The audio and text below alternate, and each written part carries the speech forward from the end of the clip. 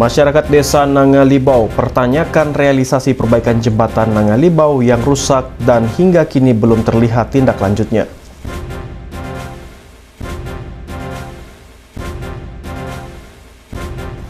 Petani tomat di Desa Punggur Kecil Kabupaten Kuburaya melakukan penanaman tanpa bakar.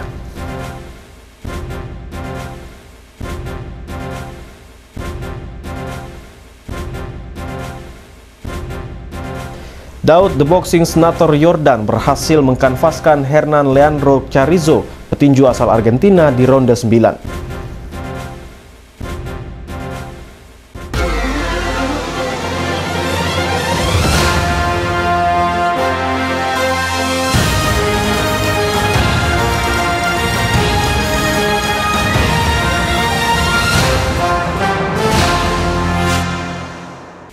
Halo pemirsa, apa kabar? Program pendampingan perizinan usaha gratis bagi 1000 UMKM, peningkatan pengetahuan sejarah dan budaya Kota Pontianak bagi para pemandu wisata bersama saya Adi Sujanto di Putra News Kalimantan Barat.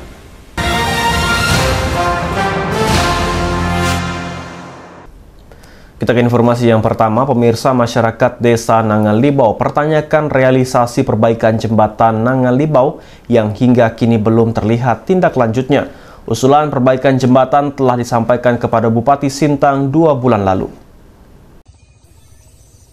Masyarakat Desa Nangalibau, Kecamatan Sepauk mempertanyakan realisasi perbaikan jembatan Nangalibau yang hingga kini belum terlihat tindak lanjutnya dari pemerintah daerah Kabupaten Sintang. Kepala Desa Nangalibau Martinus menyampaikan, usulan perbaikan jembatan ini telah disampaikan kepada Bupati Sintang 2 bulan lalu.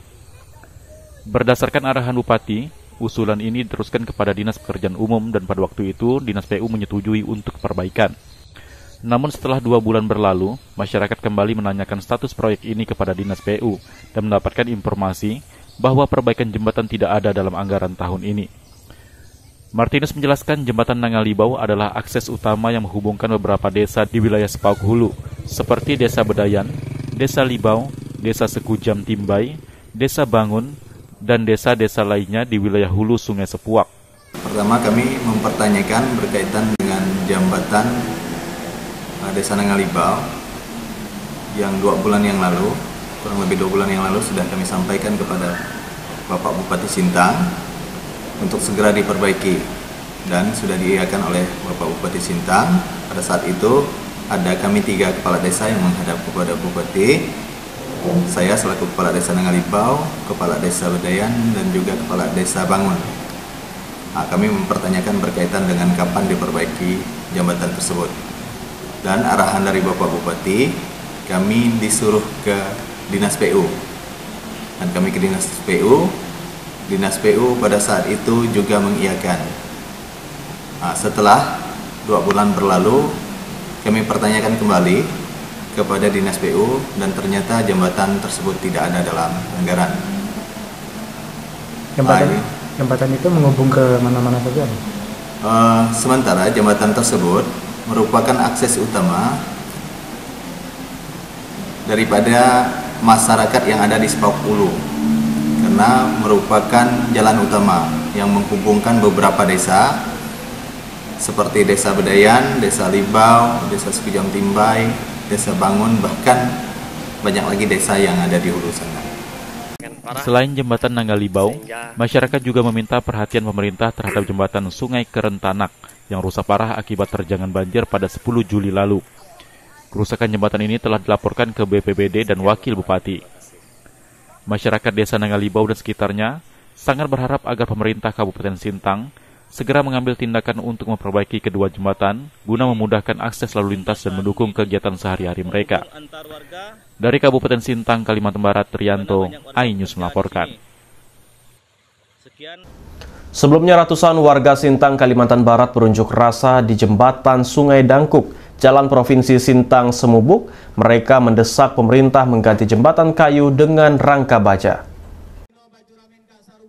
Ratusan warga Kabupaten Sintang, Kalimantan Barat menggelar aksi unjuk rasa di ruas Jalan Provinsi Sintang Semubuk, tepatnya di jembatan Sungai Dangkuk, Kelurahan Kapuas Kiri Hulu, Kecamatan Sintang pada Rabu 4 September.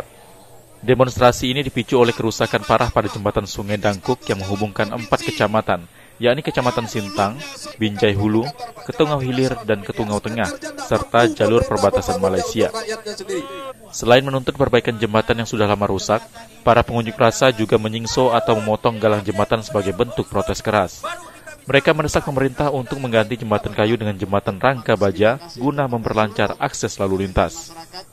Jembatan, 17 jembatan di jalan status provinsi sampai ke Sembubuk itu diperbaiki semua.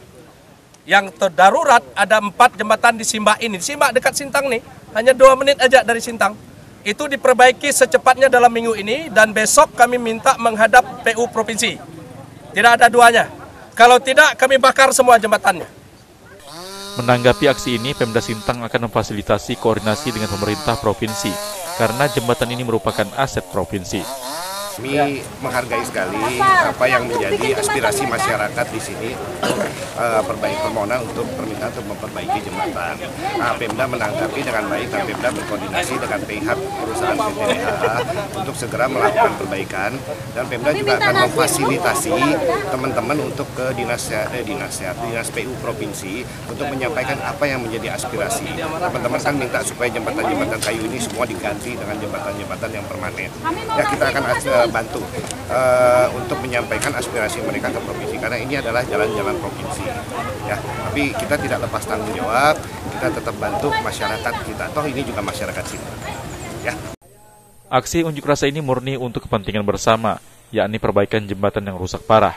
Aksi ini tidak ada hubungannya dengan kepentingan politik ataupun upaya untuk menjatuhkan calon tertentu dalam kontestasi pilkada saat ini. Dari Kabupaten Sintang, Kalimantan Barat, Trianto, iNews melaporkan. Pemirsa, saat ini para petani masih memanfaatkan tanah bakar untuk bercocok tanam. Namun seiring berjalannya waktu, para petani mulai beralih menanam tanpa bakar. Tanam tanpa bakar yang saat ini juga diterapkan petani tomat di Desa Punggur Kecil, Kabupaten Kuburaya dinilai menghasilkan panen yang berlimpah.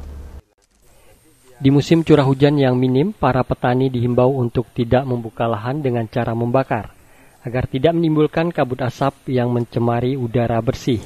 Seiring berjalannya waktu, sejumlah petani di Kabupaten Kuburaya saat ini mulai beralih dengan metode menggunakan lapisan penutup organik di bedengan lahan pertani seperti daun dan rumput kering yang didapat dari sekitar kebun.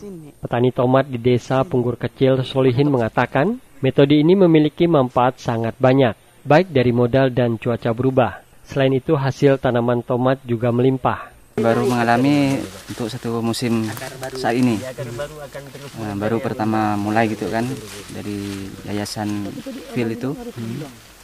Manfaatnya sangat banyak, terutama dari modal gitu kan, lebih irit dan aman untuk bedengannya itu. Ketika musim hujan tidak gugur gitu bedengannya itu, jadi tetap terjaga gitu. Jadi pohon-pohonnya tetap terjaga gitu. Sekali panen itu biasa kurang lebih 200 kilo. Solihin menjelaskan dirinya menargetkan hasil panen kali ini bisa mencapai 15 kali yang setiap satu kali panen dapat menghasilkan 200 kilo tomat yang ia jual ke pengepul. Dari Kuburaya, Faisal Abu Bakar, iNews melaporkan. Pemirsa, pagelaran Festival Seni Budaya Melayu Kalimantan Barat ke-13 akan diselenggarakan mulai tanggal 18 sampai 24 Oktober 2024 di Rumah Adat Melayu Kalimantan Barat. Kegiatan akan dimeriahkan seluruh pelajar dari berbagai tingkat sekota Pontianak.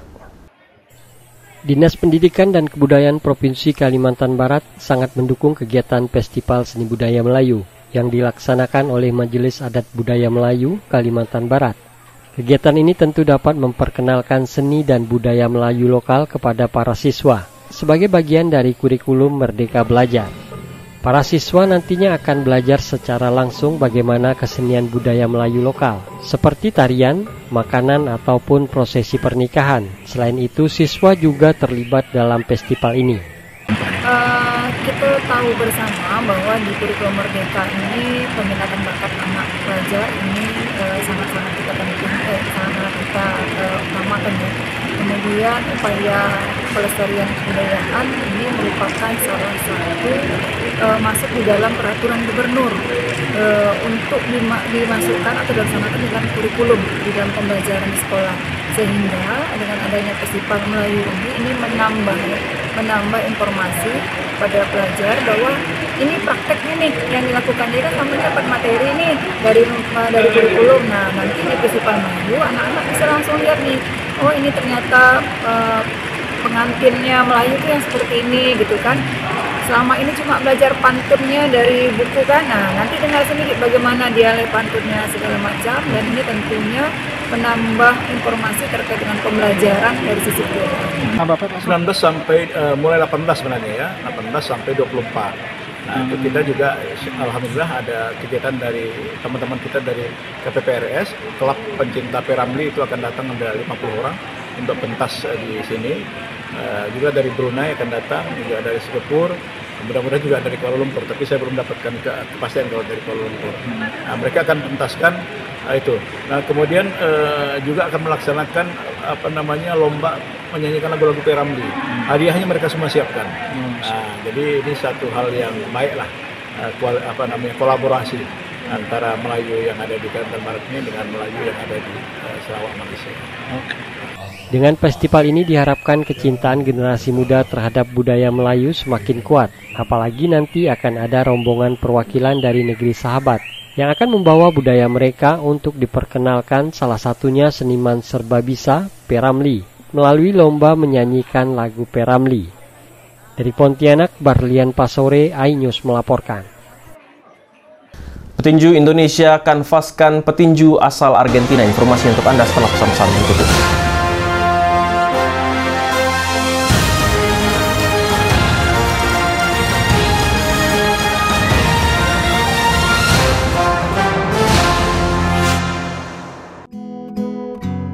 Terkadang hidup terasa berat, tak mengerti akan hidup ini.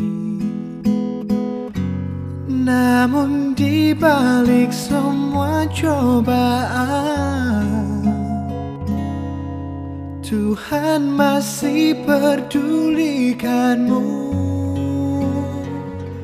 Kuatlah hatimu hadapi masalah, tegarkan langkahmu hadapi semua.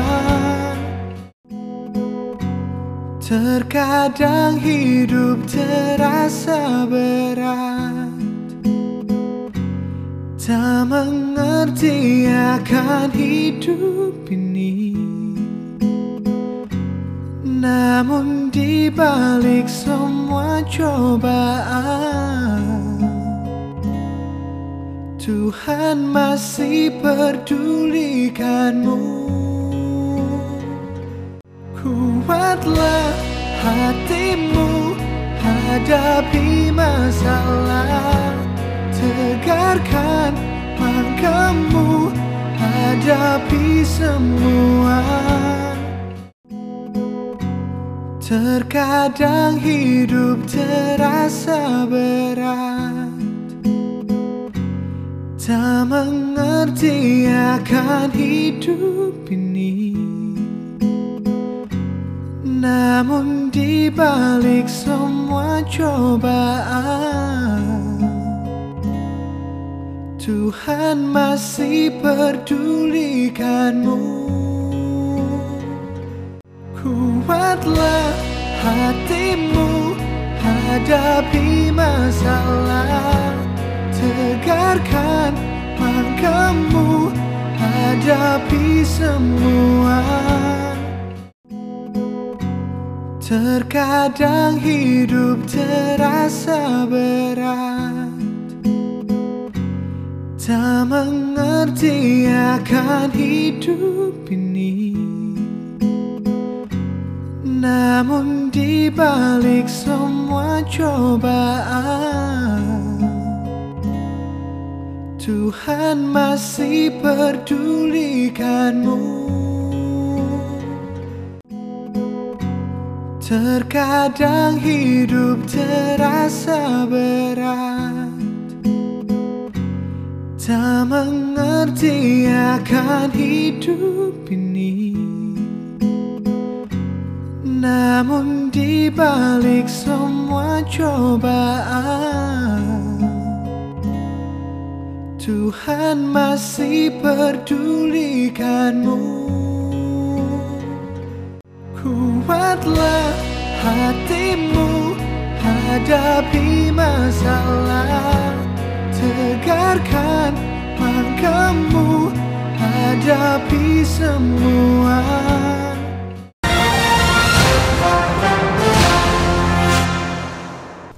Pemirsa, Pontianak sebagai kota perdagangan dan jasa, semua potensi harus dikembangkan, termasuk juga UMKM. Untuk itu dilakukan pendampingan perizinan usaha gratis bagi 1.000 UMKM.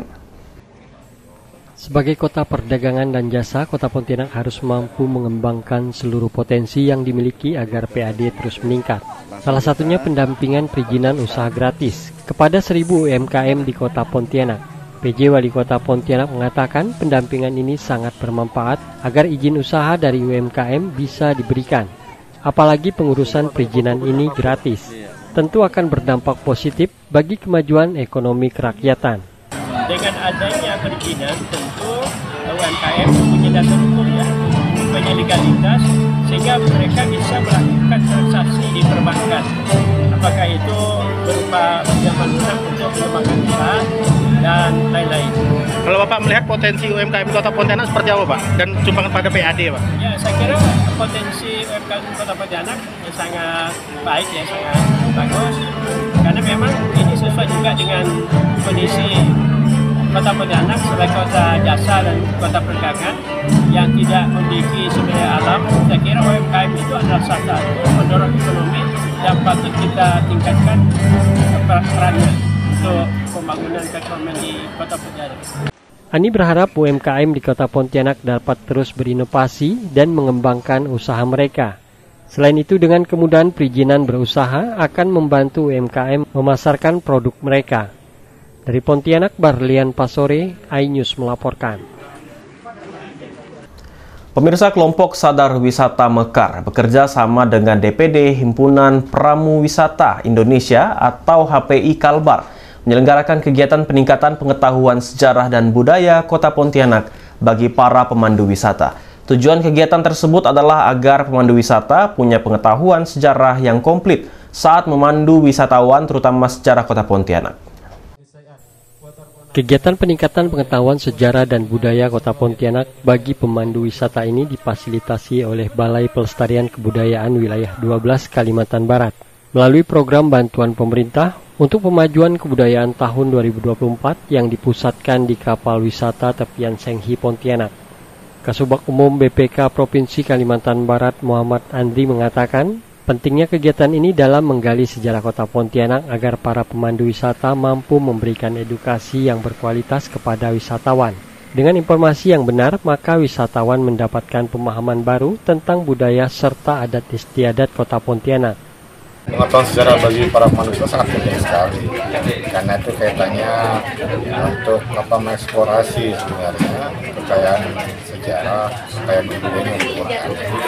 Sangat penting, terutama untuk mengarahkan wisatawan bagaimana memahami Pontianak tidak cuma secara fisik, tapi ada narasi yang dimunculkan, narasi yang kemudian dieksplorasi tentang Kota Pontianak yang unik dan menarik. Setiap tempat, setiap langkah kita, setiap detail di Kota Pontianak itu memiliki potensi yang bisa menjadi ciri khas kita, yang bisa menjadi sesuatu untuk dalam tanda petik menjadi keunggulan Pontianak sebagai sebuah kota yang sangat berkembang pesat. Ya, kita ketahui pemandu wisata di Pontianak, Kalimantan Barat, kita ada asosiasi namanya di Kalimantan Barat, yaitu Himpunan Pemandu Wisata. Mereka bertugas menemani para wisatawan yang ada berkunjung ke Kalimantan Barat, khususnya di Kota Pontianak. Tugas mereka mengenalkan segala jenis budaya, keagamaan, kuliner dan sebagainya khas Pontianak. Jadi tujuan kegiatan ini adalah sebagai peningkatan kapasitas pemandu itu sendiri. Jangan sampai salah penyampaian, baik itu sejarah, budaya, dan kearifan lokalnya kepada wisatawan. Budi menambahkan saat ini HPI Kalimantan Barat sendiri telah memverifikasi 80 anggota pemandu wisata mereka, sehingga cukup membantu wisatawan saat berkunjung ke kota Pontianak. Dari Pontianak, Barlian Pasore, iNews melaporkan. Pemirsa, Daud The Boxing Senator Yordan berhasil mengalahkan Hernan Leandro Carrizo dalam duel tinju bertajuk laga di Katulistiwa yang berlangsung di Gor Terpadu Ayani Pontianak pada Sabtu malam. Daud Yordan menang KO di ronde ke-9 dalam perebutan sabuk juara dunia tinju International Boxing Association. Hasil positif ini diraih Daud Yordan usai mengalahkan petinju asal Argentina Hernan Leandro Carrizo di ronde ke-9 dalam pertarungan bertajuk laga di Katulistiwa yang disiarkan secara live oleh MNC dari Gor Terpadu Ayani Pontianak pada Sabtu malam. Daud Yordan yang hampir 2 tahun vakum dari ring tinju dan terpilih menjadi anggota DPD RI Dapil Kalbar berhasil membuktikan bahwa dirinya tetap bermental juara. Serangan agresif Daud Yordan di awal ronde 9 sukses mengkanvaskan Hernan Carrizo. The Boxing Senator menang KO dan mempertahankan gelar juara. Dan kelebihan Daud selalu main di tali. Dia nempelkan badannya untuk menguras tenaga lawan. Ya. Dan itu ciri khasnya Daud. Dan Daud berkelahi, bertinju persis seperti Pacquiao. Jadi dia memang cocok untuk melawan Pacquiao. Dia tiba-tiba bukan hanya sebagai petinju, tapi sekarang juga sebagai senator. Dan senator suara terbanyak di seluruh Kalbar. Seluruh Kalimantan. Seluruh Kalimantan. Gila ini. Nah, ini tuh pukulan Oposo dari awal saya memulai karir. Selalu di kening saya. Itu tanda berkat dari beliau. Nah, saya memang sengaja tidak buru-buru, tim meminta untuk jangan buru-buru. Oposo di sudut memberikan apa-apa, jangan buru-buru. Jadi betulnya arahan dari Oposo juga salah satu yang membuat saya tidak perlu buru-buru karena masyarakat pengen melihat event ini. Dan alhamdulillah puji Tuhan malam hari ini hiburannya juga bisa menghibur masyarakat khususnya Kalimantan Barat dan tentunya bangsa Indonesia. Rika Latin dia memang punya gerakan yang luar biasa, maksudnya konsisten. Tapi saya menunggu momentum dan nunggu momentum. Saya tahu ada momentumnya kapan dia memang nanti kritis dan pada akhirnya bisa saya selesaikan. Bulan depan Bang Daud pelantikan nih Bang. Ya. Tapi juga ada rencana main lawan Pacquiao lagi ya? Atau ada pertandingan lain? Sedang digodok dan nanti tentunya melihat perkembangan situasi. Tapi malam ini saya bersyukur bisa memenangkan pertarungan dan juara dunia keempat kali. Kemenangan ini membuat Daud Yordan memperbaharui rekor pertarungannya menjadi 43 kali dengan 31 kali menang KO dan 4 kali menelan kekalahan. Sementara bagi Hernan, ini adalah kekalahan kedua dari 19 pertarungan yang dijalaninya. Dari kota Pontianak, Kalimantan Barat, Uun Yuniar, iNews melaporkan. Pemirsa, informasi tadi sekaligus menutup perjumpaan kita pada hari ini. Saya Ardi Sujanto beserta seluruh tim redaksi yang bertugas pamit undur diri. Selamat beraktivitas dan sampai jumpa.